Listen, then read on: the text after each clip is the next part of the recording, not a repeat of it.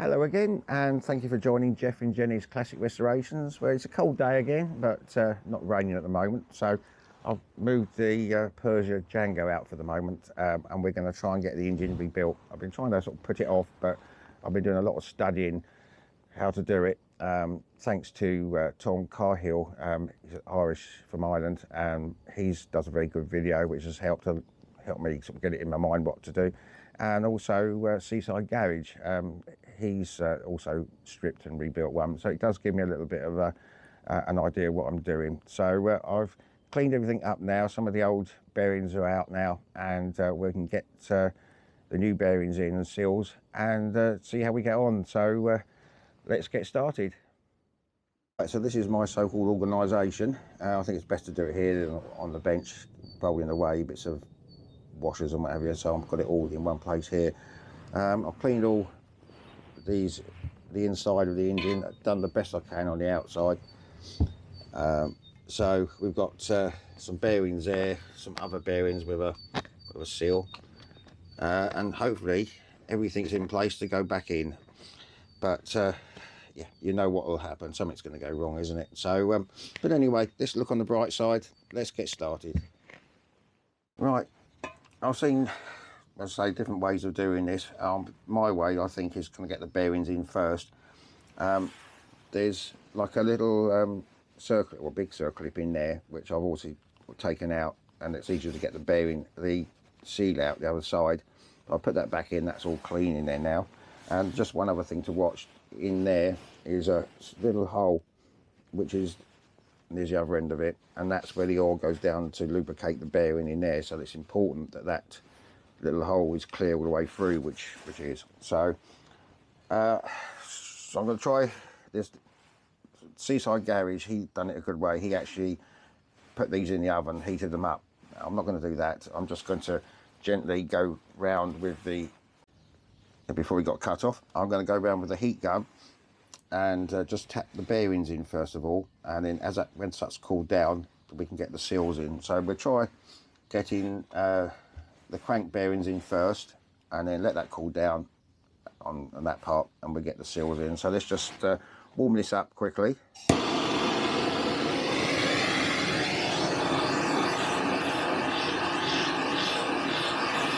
I don't really want to overdo it because it's aluminium.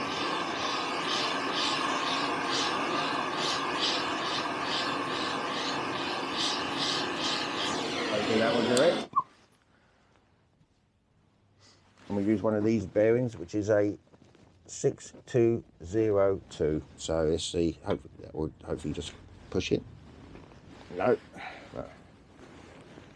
Okay, so we need to just tap that down. I just use my soft hammer here.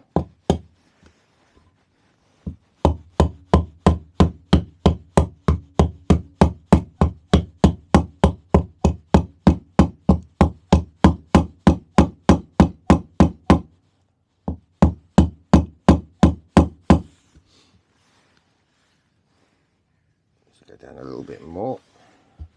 I'm just going to heat round the edge again. Anyway, let me just heat that up again and I'll bang that one in. I'll tap that in. I've also tapped in the other one somewhere. Where's it gone? Yeah, over here. I've tapped in the crank shaft bearing, and then the seal was just tapped in. I let it cool down a little bit, so it's still warm, but that went in okay. I've done the same here. There's the oil seal on the other side, and I've also put this bearing in here,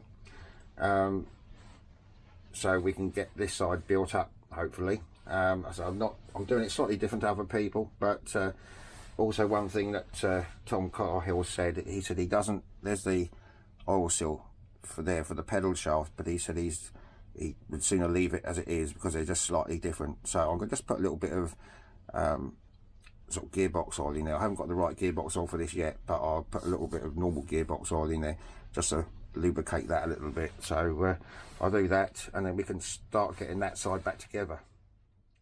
Right, so the first thing, I'm going to put in the pedal shaft on that side. That goes in there.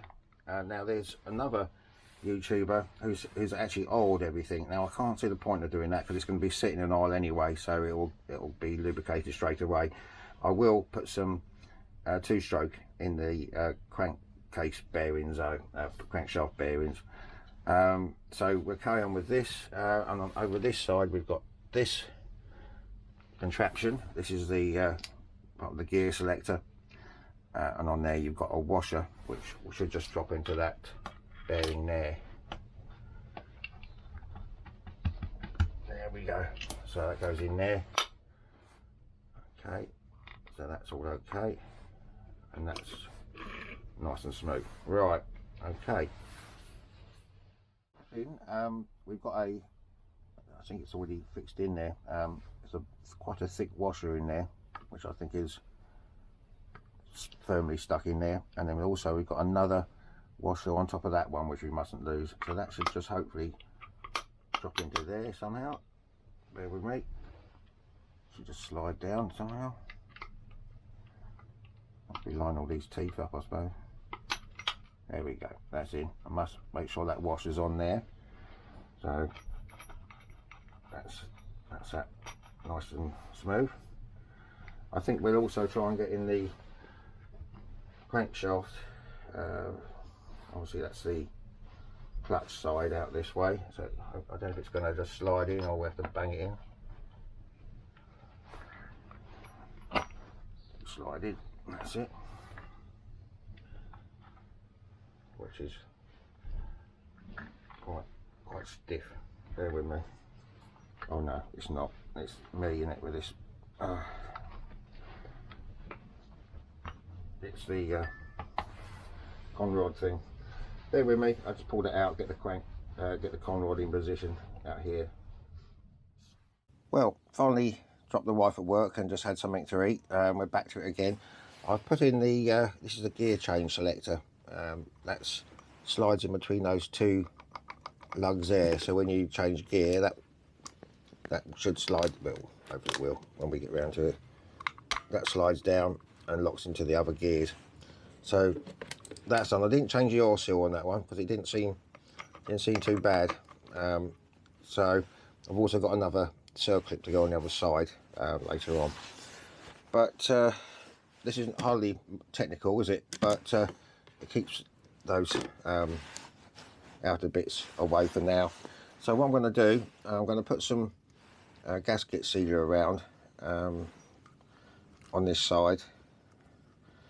Let's get that off in a minute.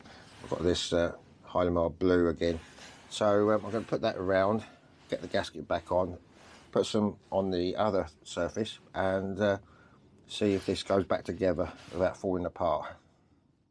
Right, okay, so I've got this Hylamar blue gasket sealer around there, and I've got the gasket on now. I've done the same on this side, so all it needs to do now is just slide in, clip together, and we're done on this side. Yeah, right, okay, so let's see what mistakes go on here. So we'll just slide this on.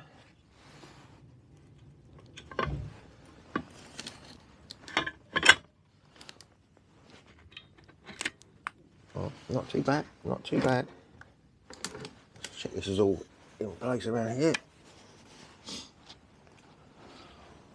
Yeah, seems to be all right. Right, okay. Let's all the gaskets are all right, all lined up. Okay, right. So what we've got to do now, I've got a bolt here, nut and bolt, and this goes through here, bolt with a nut on the end. Doesn't really matter which way it goes, apparently, but we've got a lock washer as well. But I did see someone did ask a question about that, and basically they say it's better to put the nut on the inside, because if that did come off, at least you only got a nut running around in there instead of a bolt. So that's what we shall do. So let's get that through that side.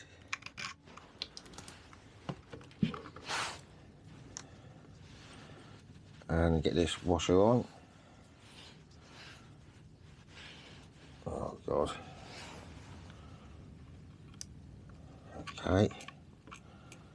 Now, let's get this nut on without losing it in there.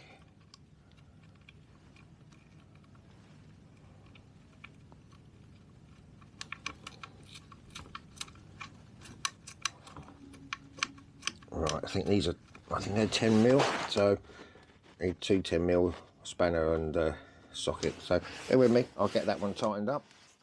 It's all tightened up now, and we've got this O-ring which has to go down here. I believe it's some sort of a, in fact I don't know if that's the right one, that's too small I think. Got loads of O-rings, bear with me on this, let's get this out a minute. That can't be the one.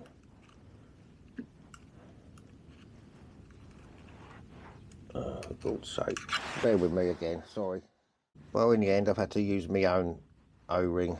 I couldn't find anything, there was nothing in the kit for it, nothing that small, but hopefully that will be okay. We can now get this on now, this sprocket, slightly what they call it, and that fits over those little, what it should do, that fits over that part of the gearbox. Right, I think, yeah, with the washer on top there. Right, okay. Right, I've had to take the big cog out of the way for now. I've got to get this clutch mechanism in, so it just has to go back on there again, and it goes over the splines there, should do.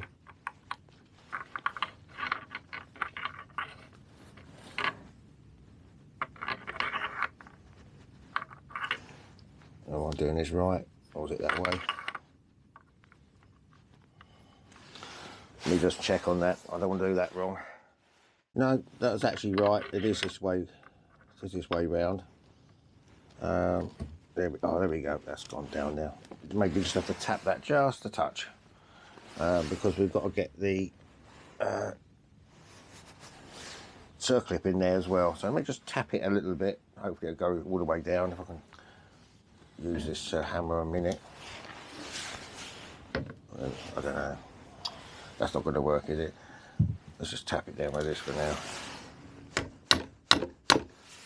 So hopefully I should be able to see the little, just about, yeah, there's a little groove for the O-ring in there, which lucky enough I haven't lost, not the O-ring, circlip. So as I mentioned before, I don't have circlips that pliers this small, so we're going to have to do it the hard way. Basically just get it over here somehow and then slide it down. So bear with me whilst I do that, I just have to open that up a little bit and then we'll slide it down and clip it in there. That's down now and clipped in. Now we can get the rest of the clutch on. So first of all we've got the actual little clutch plate in there. Then we have a middle metal one.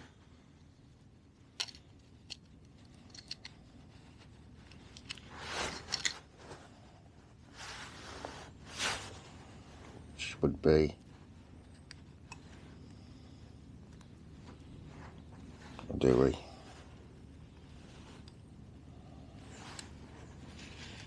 I think we have the metal one onto that. Oh no. What's going on here? There we are. There's the metal one, which goes into those little grooves. Then we have another one into there.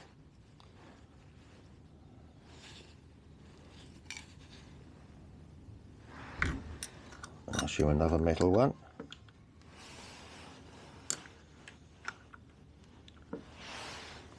Right. And then we have this that goes on top, which should line up with these holes somehow. Actually, I don't think it's going to happen, is it? Let's face it. Oh no, there we are. I think that's right. Yeah, there we go. I think that's it. Right, okay. Right, well I had a bit of trouble here. This is the clutch bearing and I had a bit of trouble. There's like a inner bit that holds it in place on here, and when I was tapping it out I managed to bend this, but I've straightened it now and seems to be okay. So all being well, we're going to get this spring back on again now, the clutch spring, so that has to go on there. And then we also have this little cup that goes on, and then we have a couple of spring washers to go on top of that, and then eventually a nut, which is somewhere here, somewhere, to screw it down. But obviously that's under load, so we need to compress this spring. Now I did buy a gadget for it somewhere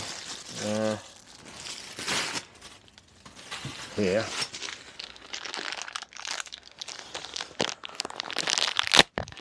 Now what we've got to do, that's got to go over there, and then we can put some bolts.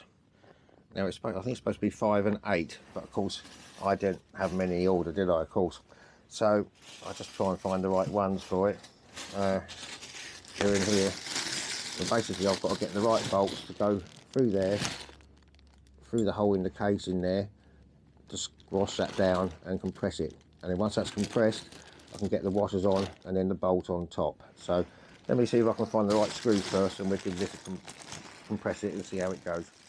All right, as you can see there, I've compressed that down now, the spring, with these 2 casing bolts, which now allows me to get these little spring washers on and the nut on top, which is quite a useful little gadget. I'm not sure I can get, it's a 14 I believe, I'm not sure if I can get a 14 in there, but we'll give it a go. Anyway, I'll just tighten that up, and then once that's tight I can then release the load on the spring. Right, that's all on and tightened up now, so that's all nice and smooth. Before I put this awkward cup thing on with the awkward clip, what I'm going to do before I forget is 2 O-rings in here, one there that's pretty perished, that's an oil seal.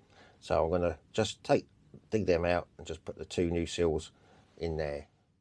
Okay, so there we are, there's the 2 new oil seals. That one was pretty perished, so it's good that that's done. Now we've got to get this onto here again over the clutch. That little cutout bit there goes over this cog here.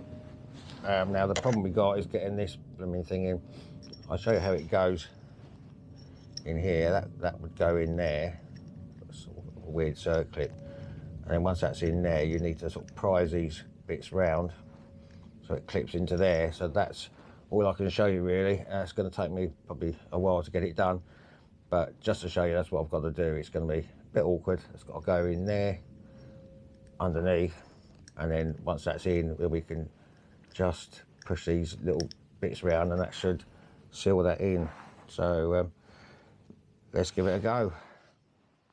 Well, I eventually got there. It's an absolute nightmare, but anyway, it's on now and it doesn't come off, so that's that locked in place there now. Just the final little bit now towards the end here, we've got that to go on, but before we do that, I've got one more bearing to go in there. This is the one which has got a circlip in there as well.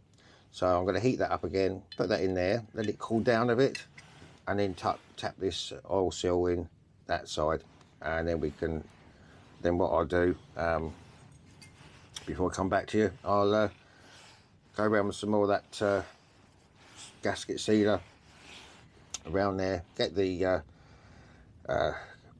gasket on, and before I do seal it up, those bolts, I'm just going to clean up the heads a little bit before we put it back, but after that we're almost there. Right, okay, so that's all done now. The bearing is in there, that was quite straightforward on these ones, and then the oil seal that side. I've gone around with some nylon blue on there as well, and the gasket. So I'm going to come back in a minute and just put the bolts in. I just wanted to clean them up first. That's one thing I didn't prepare for. I've just lubed up these areas as well. There is an oil seal there, but experts tell me that it doesn't necessarily need to be replaced, so we'll leave that. So can also, if necessary, you can easily take that off even with the engine on the bike.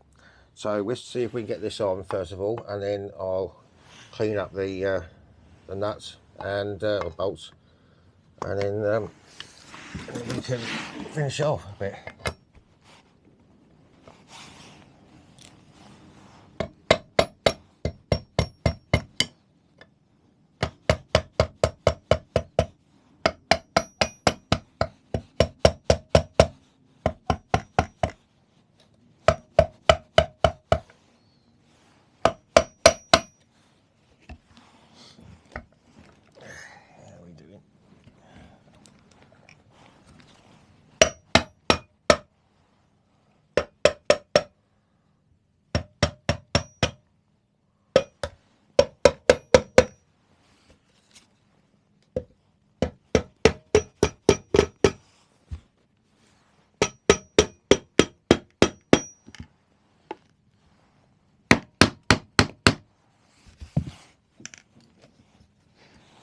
Right, okay, that seems to be okay. Let me just clean them bolts up and we can get them back, and that's that done. Excuse me, probably the wife again, another bloody problem. Right, very sorry, I'm going to run out of battery very shortly, so I'll call it a day for now. But basically all I've got to do is get this sprocket back on. There's a Woodruff key in there. I've got to get the clutch release lever in there. So I'm going to call it a day for today. It's getting dark now, it's been all day, so and the battery's just about to run out. So I'll see you next time. Well, as I say, it's getting dark now and I'm not quite finished, but as I say, I'm just going to put those extra 2 things in and that will be it for the day. The engine will be done. I'm just going to leave the magneto to go in a little bit later once we get nearer that. And also I painted the cylinder and the cylinder head, but I can't put that on yet because I've got to go to NSU quickly spares in Kent, and he's going to measure out a proper fitting piston for me. So, but at least that's back together again. That's off my mind. Lots of those bits are out of the way now, and we'll come back next time. And I hope you did enjoy this, trying to get an engine back together again. So take care. See you soon. Bye bye.